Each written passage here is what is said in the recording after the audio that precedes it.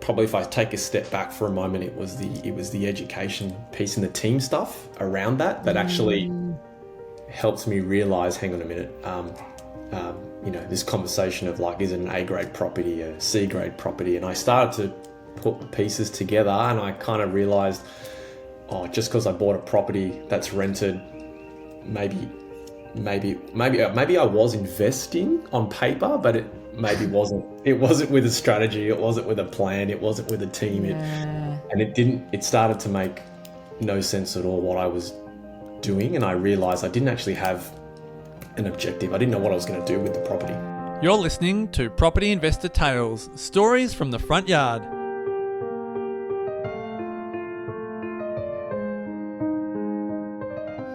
So hello and welcome to Property Investor Tales, stories from the front yard, where I get to speak to property investors from around Australia about their investing journey.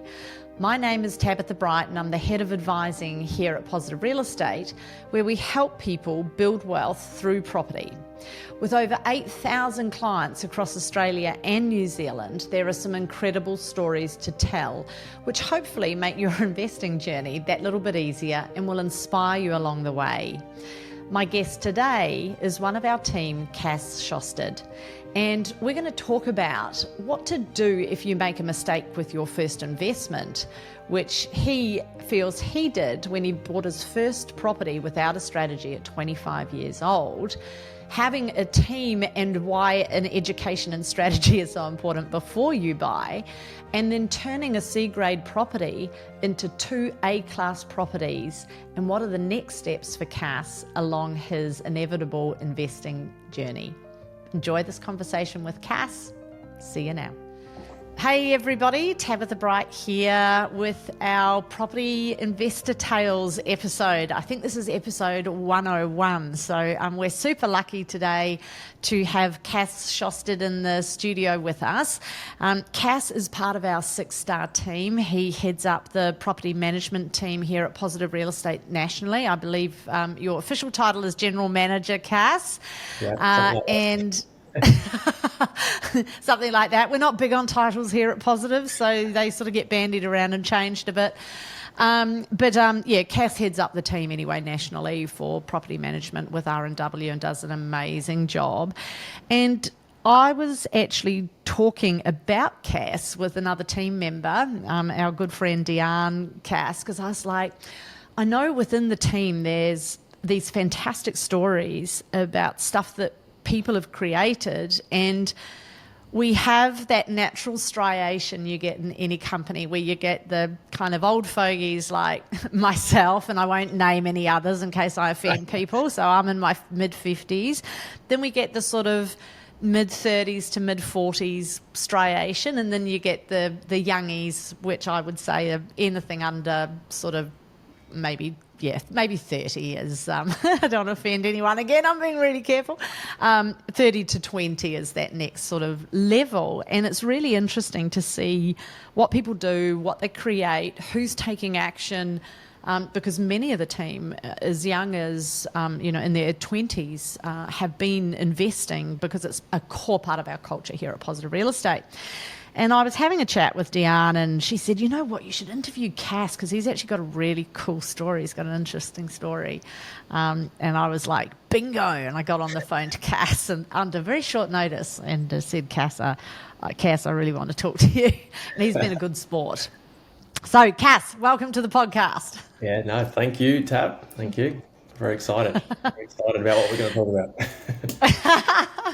And it is a bit like that. I think I've done enough of these now where I've got a fair idea of the questions and the information that I want to get out of you, because there's lessons. So what I'm looking for when I'm interviewing people are what are the lessons, what are the commonalities that are really important to us as humans, as investors, and I guess like anything in life, when you're trying to achieve something, it's not only the stuff you achieve, it's who do you become in the journey, because when we achieve stuff that's outside the norm, we're forced to stretch and grow, and that changes who we are as people. And I think that's really when I'm talking to people.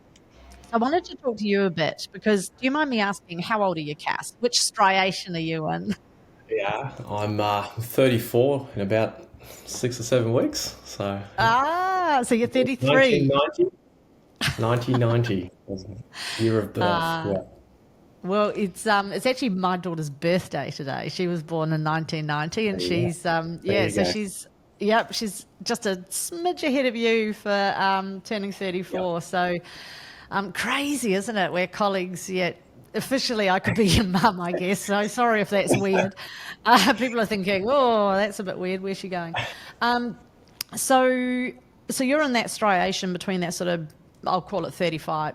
I'm adding a year onto you. That 35 to 45, that mid range here at Positive Real Estate. And so, tell me, for everybody, have you invested before? Yes. Yeah. And you invested before you came to Positive Real Estate. Yeah, that's correct. First property at 25. 25. Okay, so that's young to, and one of the common lessons here at Positive Real Estate that we've seen in the podcast has been get in young. And so how long have you been at Positive Real Estate? So I think about 5.5 years now. So what's that take me? I think I was about 28-ish when I started here within the group. Yeah. So yeah, I only realised that not so long ago. I think I saw like an anniversary thing come up, and I was like, 5 years. I was like, really? It's kind of flown, as you know. But When you're yeah, having fun? having fun. I'm still here. Bit of grey hairs. I don't know, but it's all right. We have fun along the way. That's for sure. We do. It's funny. One of my claims to fame is I'm 55 and I don't have grey hair. But I do have these two frown lines. I call one Jason and one Sam. And I'm not sure if I should really say that on a podcast, but there you go. It's said. So, um, anyway, aside from my stupid comments, tell us a little bit about your investing journey because you've actually had a similar journey to me. So tell me about what's happened for you. Yeah, it's been slow but fast. It's really, really weird. And I thought, how could I articulate that today? And I think I took it back to when I was, you finish school and you're like, I want to do this, I want to do that. And I didn't really kind of know what I was going to do. My father was a builder, and I was always on sites and seeing properties as a kid growing up. But I didn't want to do the hard yakka in terms of labour, and he made me shovel some dirt one day, and I was like, no, I'm out. And that led me to real estate, and I think I started when I was 21. Like as a job, I literally walked into an office. I was like, hey, give me a job. They're like, we don't have one. I'm like, let's find one, and I got to start there. And I think I set a goal quite early. I was like, oh, you're seeing people buy property and sell property and rent property, and I thought that sounds cool, and I'll do this thing called investing, right? Like whatever that meant to me back then, and that's kind of where I set that first goal. I was like, all right, got a couple of years. I need to save some money for my first deposit, and by 25, I'll buy a property. That's literally is what I wrote down. I had no plan. I had no idea how that was going to happen, other than let's just try and save some money and that'll be the deposit, right? Because the broker would say what I could or couldn't do. That's and really then, cool. Yeah, but I didn't really. I mean, hindsight's a wonderful thing, right? But at the time, I didn't really know. Other than by 25, I wanted to, move out of home and buy my first property. That was literally as far as it went back then. And then fast forward to when I was 25, I was like, okay, well, I've got the deposit now. I've done that work. Now I've got to go and execute. And I think sometimes I get to meet a lot of clients, as you know, too, Tad, that work with you and the team, and outside of that, and sometimes the execution is where I feel like, things get let down sometimes. It's like we won't, there might be some fear behind it. You might not want to do it for whatever reason. And I didn't have that. Again, for whatever reason, I'm not sure if I've worked that out yet, but at 25, it was just what I wanted to do. And so I was like, I'm going to go You're do that. bulletproof at 25. Yeah, you did a lot. Yeah, probably did a lot of things at 25 that I wouldn't do today. But when I was 25, Tab, I was like, okay, time to go. I was living in Sydney, so I was brought up in Sydney, southern suburbs, and that's kind of at that time. The Sydney market was taking off on me. So every time I would make an offer, I'd slightly miss out, market would move, another offer would come through. Anyway, I had this crazy idea of like, and I'm not sure, I can't remember where I got it from, but I was like, oh, I'll buy in a different city. So I actually booked, I think it was like a Wednesday, and I booked a plane ticket to the Gold Coast. Don't ask me why, because I don't know. I just literally was like, let's get on a plane. I'm going to the Gold Coast. I rented a car. I flew up. I got in that car, and I had a list of 10 properties I was going to go see that day. And in my mind, I was like, I'm going to go see 10 properties, and I'm going to just buy the one that kind of made sense to me at the time. And I think this is where my lesson started to come, that I didn't realize until I was probably 30 when I was here within the positive group, right? Because what had happened was I saw some properties. Obviously, you meet different agents, you get certain advice. I didn't know these people from a bar of soap, but hey, I was 25. I took that advice. I purchased a property, and for the next 3 to 4 years, it was rented out, and I was in Sydney. So I didn't have eyes and ears on it. I didn't know what depreciation meant. I didn't know what all these things that you teach anyway. In particular, I didn't know any of that stuff, and it wasn't until I was here at Positive. Obviously, I'm a bit fortunate enough I get to work here, but I think it was probably, if I take a step back for a moment, it was the education piece and the team stuff around that actually helps me realize, hang on a minute, this conversation of is it an A grade property, a C grade property? And I started to put the pieces together, and I kind of realized, just because I bought a property that's rented, maybe I was investing on paper, but it maybe wasn't. It wasn't with a strategy. It wasn't with a plan. It wasn't with a team. It started to make no sense at all what I was doing, and I realized I didn't actually have an objective. I didn't know what I was going to do with the property. And then I quickly realized that was blocking me from other things that I thought I wanted to do. And so, that's kind of how it was probably owning that thing for 3 to 4 years, meeting the right people at the right time, I call it. I don't regret nothing, Tab. That's the best part. You just go out and do some things, and that's all I wanted to do at the time, was just to say I could do that at 25.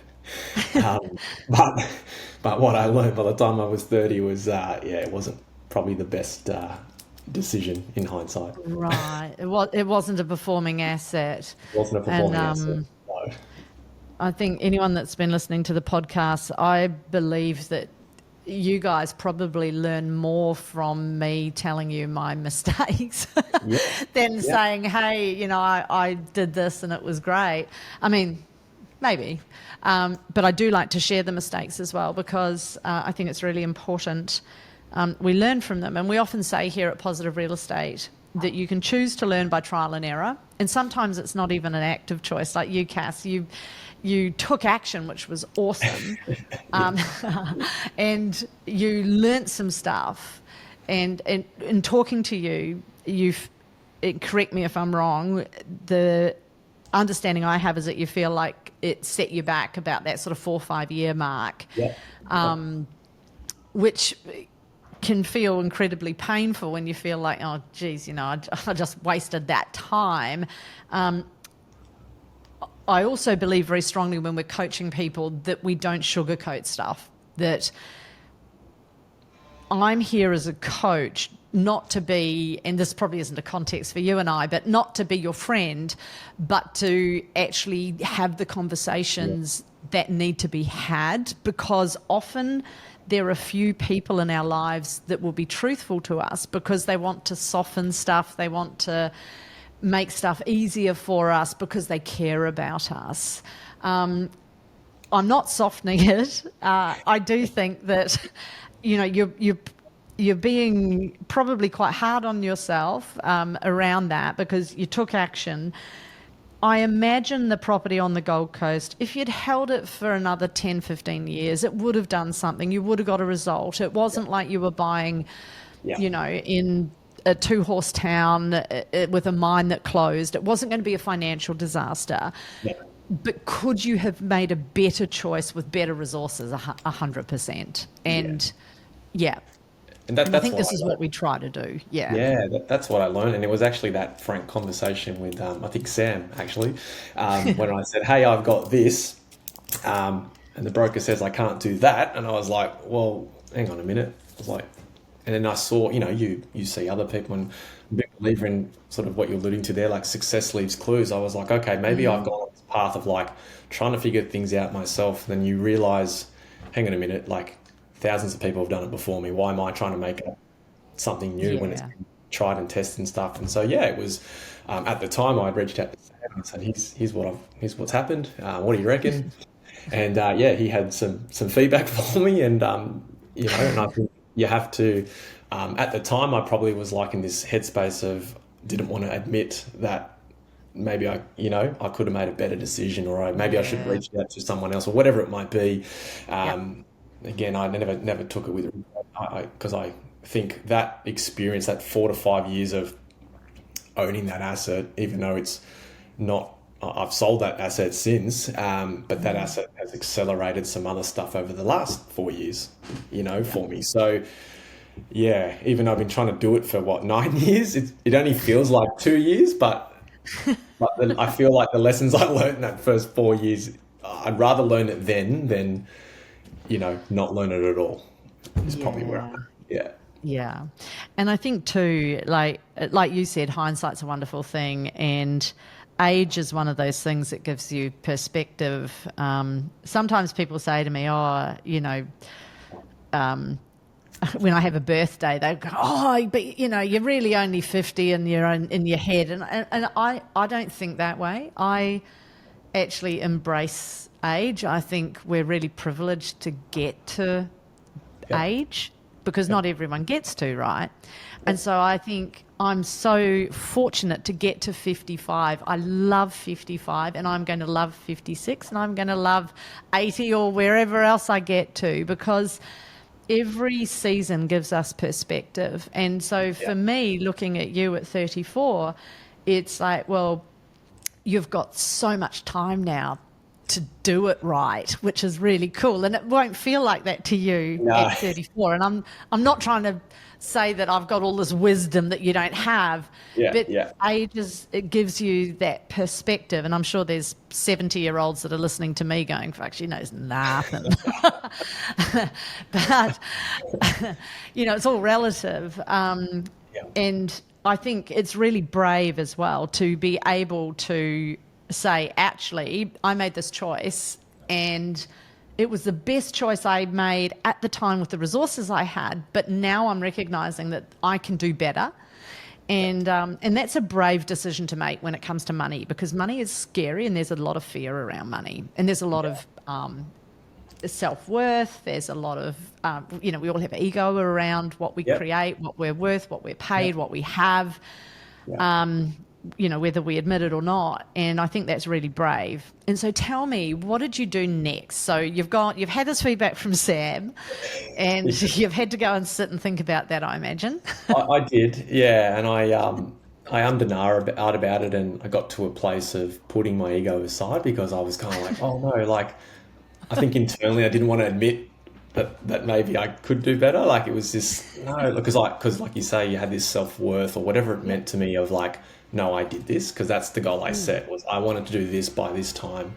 And so I was like, oh, if I move this property on, like, does that mean I've failed? Like, and then like, that's what I was thinking at the time. It was a mental thing. And so anyway, I got to a place of going, I'm a bit of a white hat. Like I like data and information. So that's where I went to, as natural as it could be. And I started looking at what properties were worth. And then I went to mentoring, and every fortnight, and I started to get the information, like you say, the resources that I thought I needed at the time of where I was. I looked at other people who had done what I was thinking in my head, just observed, I watched, I listened, I tried to put it all together, and then had people obviously guiding me. And then, I made that decision to, hey, I'm going to move this property on. I went into that knowing I wasn't going to make $1 from it. I was just hoping to kind of get my money back. That's kind of what I was hoping, given the conversations agents were telling me and what they were going to sell it for and all these sorts of things. And that was okay. I came to a place going, that's okay, because I wasn't moving it to make a profit, because I didn't think that was there anyway, because I only held it for 3-4 years. And so my thing was like, no, okay, if I get X amount, what am I going to do with that? And so that's when I sat with one of the coaches, obviously Karen, and just said, hey, listen, like, I'm going to do this. I want to invest in more A-grade stuff. Like, tell me about the house and land strategy. Like, all these things that you guys talk about, and that's kind of what happened. And so we sold that place. I did get my money back, so that was great. So Winning. I now view that 4 years as like, yes, there's no financial gain, but I just view it as like I put X amount in to get lessons. Like, that's how I view it now. That's awesome. Yeah, and that's what I did, and then yeah, we got that investment back, or that deposit back, and ended up purchasing a little 2-bedroom unit in Brisbane, because that was what you did at the time. Yeah. And this was and mind you, this was in the middle of COVID. This was like June 2020. Okay, another brave choice. This was like lockdown. This was like, don't do this, don't do that, and I was like, nah, I'm going to, and the timing was great. I remember going to open homes, and there was no one there. It was great. So we purchased and got a really good deal.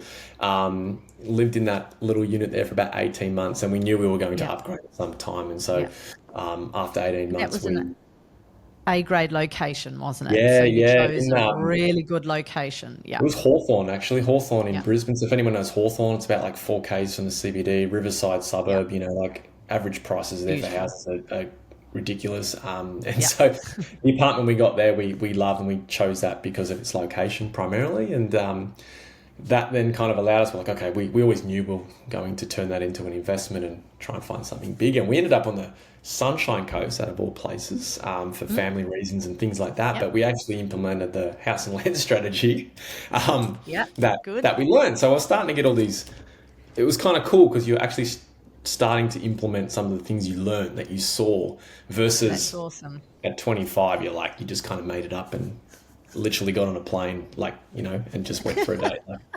Within 6 hours, I had a property, and I was like, what happened, right? So this was a bit more methodical and planned. And so then we rented out Hawthorn, which we still own today. Awesome. To the team. Yep, still own that thing, and that's done very well. And then now Sunshine Coast, obviously a house and land package that we had, and kind of use that strategy, as the kind of development gets developed and things like that. And so obviously there was some gain from that. Just for work reasons, a few other things, we decided to move back to Brisbane. So we kind of had to make a decision around, we were trying to keep that, and what we're going to do. Do we keep it? Do we sell it? Do we whatnot?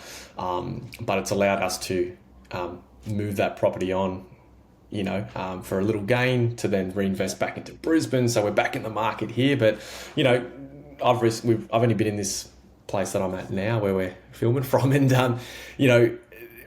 that experience now in terms of purchasing in the secondhand market versus 2020, it was a nightmare, right? Like, there's people everywhere, the competition, and so it just kind of like reinforced, I don't know, that decision in 2020 when things were going on in the world where you didn't want to maybe take action.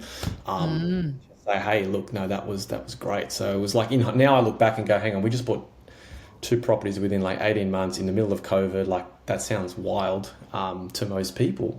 But those decisions and those levers that the team helped me pull together has actually accelerated more in the past probably 2 years than the previous 4 or 5 with the other property. The other one. Yeah. I think I was saying to you before, Tay, it was like a step back to take a step forward almost. And apply those lessons you learned. So it's a little bit about sort of the last couple of years, I suppose. That's an awesome result. It's part of what we often teach people too, is because people say, oh, do you have to have your property first, your principal place of residence first before you invest, or is it okay to invest first and then get your principal place of residence? Your principal place of residence is a great capital gains tax-free strategy that most people are aware of. And so what we call the PPR upgrade is part of our strategy as well, which is what you've done. So, and where you do it in your strategy will be determined by you and your goals and your personal situation. So for some people, they may not do it for years. For other people, they'll do it as their first property, like you did with Hawthorn, and then turn it into an investment when the time is right. So we recently heard from Hayley Beavis, who's one of our young guns like yourself, and she's because she started working at Positive Real Estate at 22, and we poor Hayley, I remember her I first should have asked for a purchase. job when I was 22, I reckon. Well, it's funny. She had an in because, of course, she's the daughter-in-law of one of our coaches here, and I was looking for an assistant. And Carolyn, the coach, said, "Listen, I've got the girl for you." I said, "Just send her to volunteer along." We were having a property game workshop. I just said, "Just send her along. She can come along, meet me. She can get stuck in and volunteer, and we'll see what we think."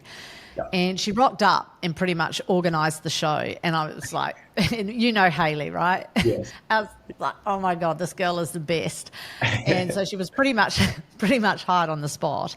And she, like you, had a goal around investing. And however, at 22, as you know, when you're doing it, it's a bit scary. And Hayley wouldn't mind me sharing, there were tears when she went to contract. We were all behind her going, "You can do it." Yeah. It was that scary first step. And so when you do it, when you're doing it on your own, Cass, at 25, without support, and you've come up with your own strategy, you've jumped on a plane. I mean, that's pretty damn phenomenal. And and I say kudos to you, because often people don't start investing until at least your age now or older, right? Yeah.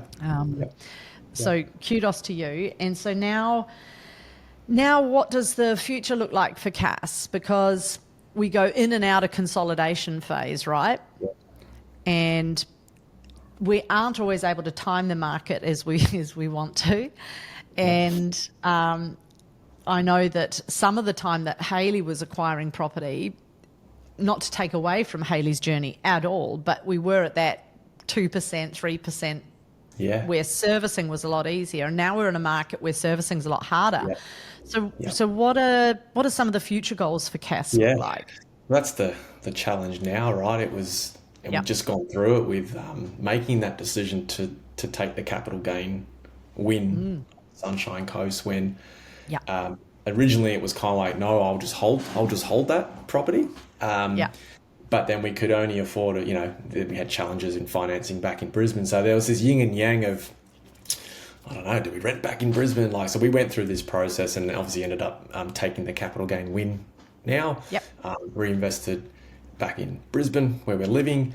And now for us, I think, we're going on this, I don't know, it was definitely still in acquisition phase. Like we're definitely still there, because I'm sort of like, I feel like, yes, I did it at 20, I started at 25, and I feel like I just started like 3-4 years ago. Like that's kind of where I feel like I'm at, because I'm like, oh no, I paid to have lessons for 4 years before I could actually start it properly. So I feel like we're early on. Look, for us, we obviously, there's a bit of like, how do we pay down some debt? How do we build our offset account? Like for us, it's just like talking to the team, the broker team now about like, how do we get ourselves in a position to acquire that next one. So I see the whole timing, the market. I'm just going to get in when I can. The minute I can, a partner, I want to do that. So for us, it's like, okay, is it another deposit? Is it pulling some equity out, which we've been able to do with Hawthorn? So, some of these things, yes, there might be some lessons, but I think execution's been a big thing. We're chatting before, it's like, oh, I've got this and maybe I should do it. Maybe I shouldn't.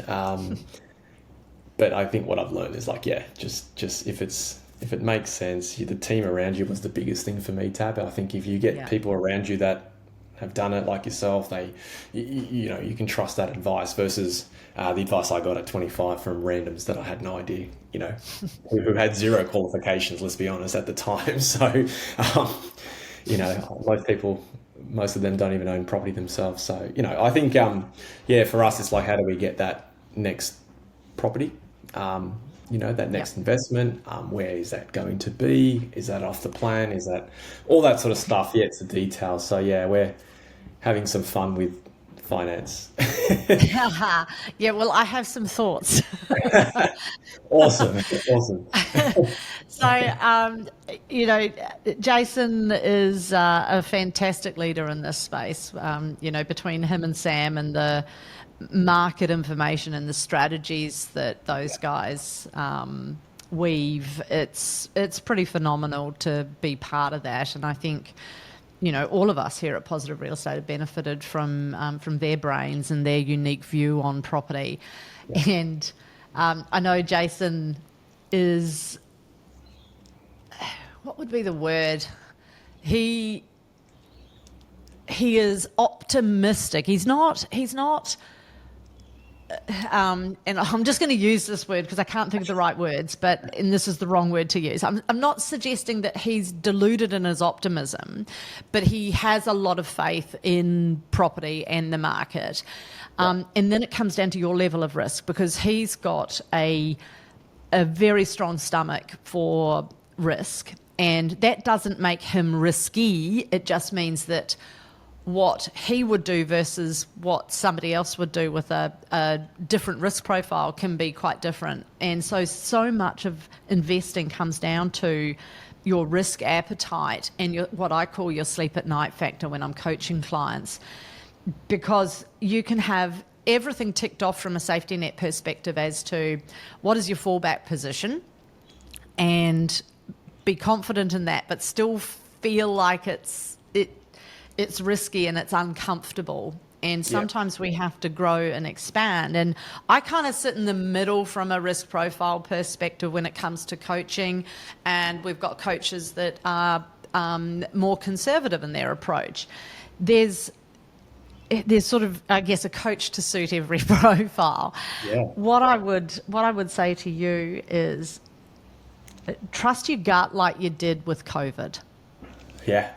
And sometimes when we don't have servicing, it can still work for us to consider off the plan as a strategy. Now, there's some checkpoints around that. Don't do this if you're not part of Positive Real Estate, because Positive Real Estate has a lot of checks and balances in place to manage a client's risk, to make sure that deposits aren't lost and all of that kind of stuff. Our contracts team are phenomenal, and we always make sure there's a fallback position for every client. So not that that's always comfortable if your circumstances change, but it's something that we work really hard to ensure that everyone gets a great result. So knowing that off the plan can be a great way. If you've got what we call lazy money sitting in the market, not sitting in the market, I beg your pardon, sitting in your account, to have that in and off the plan. People say, oh yeah, but what's the difference? Like, I don't own the property. It's like, yeah, but you control the property, and that's what's important. Because as you know, Cass, having done house and land, it's about control. You control the land while it's going through the subdivision. If it was to go up in value, you realise that value because you control it. You didn't have it right then and there, but you control it. So I would seriously consider an off the plan for you and your lovely wife, and just be mindful of which market, like we discussed, and get a long term off the plan, and then have a conversation with your broker about what do you need to do to get servicing. What does it actually look like? Get them to give you specifics, and then you decide whether you're comfortable. But I would be going hell for leather in this market, knowing what we know about the market. I was just making a note there. Like, I think sometimes the biggest risk sometimes is not having the right team around you. Like, that's what I learnt at 25, right? Like, yes, I purchased something, but I didn't have the right team and therefore didn't get the right outcome. So sometimes maybe the risk is, just not having the right team around you at that point in your life to go and do the things you want to do. So, you make a very valid point. Definitely be sharing that as soon as we stop this. I'll go chat to my wife. Well, and I know Karen does a great job. Jason does a great job of Yeah, coaching, and you can yeah, take both sides of that, yeah, and take a happy middle and go from there. But yeah, yeah, I think you'll kick yourself if you don't get into the market. And you wait 2 years until you service. yeah, Yeah, but that advice is not for just anyone randomly in the market. You don't go into an off the plan without knowing exactly what your fallback position, if you can't yeah, settle, what is the outcome for you. Because if you're on your own in the market doing an off the plan, the fallback position will be you will lose your deposit. So here at Positive Real Estate, we have other ways of managing that for our clients, and managing the risk. So we talk our clients through that as part of their strategy. So I just want to be really clear on that. You don't just hope and pray. That is not a strategy. But for Cass and our clients, there's lots of support on how you mitigate your risk and make sure they're comfortable with that, so they don't lose a deposit. yeah. Cool. Anything else that you wanted to add? Because I wouldn't mind touching really quickly just on your fabulous team, because here at Positive we do have the 6-star team. And like I said, Cass, part of investing, like you said, Cass, is your team. And your team's just not your property coach. Your team's your property manager, your finance person, your property consultant. Whole range of people you need. Yeah, your accountant, your financial planner. I've learned a lot about financial planning in the last couple of months, which has really opened my eyes and saved me literally hundreds of thousands of dollars in tax, which is just amazing. Can't rate the team high enough. So you have your suite of property managers across Melbourne and Brisbane for now? Yes. Yeah, absolutely. I think when I say, like, sometimes the biggest risk is not having a team at all, and that goes down to your property manager. Like, I go back to that Gold Coast property. I mean, like, I wasn't living there, so I didn't have eyes and ears on it. And one of the challenges was around the ongoing maintenance and the rents being low. So obviously that part of that was a kind of a cash flow thing as well that I thought someone else was managing for me. And it was probably through that lesson as well where being a property manager or being within that industry as a career, that along with the education here at Positive and all that sort of investment education stuff, like I've kind of like tried to piece it together to deliver a service where it's like, it's not just about, one open home or one rent review or one routine inspection. It's like, how do you actually hold this property for 10, 15 plus years if that's part of your journey? And so that's what, the team and I try to work on, or what we've trying to work on, is to deliver that to match people's long-term strategies. Because, you're right. I see a lot of investors, and I was one of them when I was 28, right, who tapped out for obviously the reasons we discussed today. But I think a lot of people tap out too early, and it's a range of reasons. Obviously, you've heard numerous stories over the years, I'm sure, tapping or coaching. But I think there's things in there that I think could be preventable. So when we talk property management, just because you have a situation with a tenant doesn't mean you go and sell the property, right? Or because the rent is $25 less that you go and sell the property. Like, there's always, I'm very big, like, I've been doing it 13 years and there's never not been a thing or a situation where there hasn't been a solution. And I think, again, coming back to team, I always understood that having a good property management team, and I think because I had that idea or that concept in my head, led me to the whole, you need a good coach and you need a good tax person and all that sort of stuff. So I think team is very sometimes undervalued, and I think, like you say, don't like, if you're going to take the shortcuts, take the right shortcuts, not try and make it up like I did at 25, because that doesn't hear it from me today. You're not alone there. It didn't work, team. Get the right team, and look, the property managers do it. It's actually interesting, like a lot of the team as well, like me, who have been here maybe a little bit less than I've been within the group, like one of our colleagues there, Kayla, like she's just about to settle her first investment, you know? So like That's this, awesome. yeah, so like this stuff's happening and it's really good to see, you know, you're as a property manager, you can actually see it from a different perspective now as the person on the other Yeah. side of the fence. So Yeah. yeah, some good stuff there, but I would, yeah, if there's one thing I've learnt, is certainly don't undervalue the team around you. Like you got to get the right team, and if you're not hitting the outcomes that you want, I think go like that. I always got taught from a young age, like success leaves clues. So go and find those people. There's Yeah. plenty of those people here at Positive. So go and find those people who have experienced or who had their runs on the board and have those experiences. Because if you're facing it and you're having this challenge, I dare say there's someone in this group that's already gone through it and has a solution for you. Yeah. And so I think it's important to just sometimes put your hand up and ask for help. Yeah, and ask the question. I think that's awesome. And I'll just say on that note, you know, Positive Real Estate's been in the market for as a business for over 20 years now, and that 20 years we've coached people through the GFC, we've coached people through mining boom bust, we've coached people through COVID. through COVID.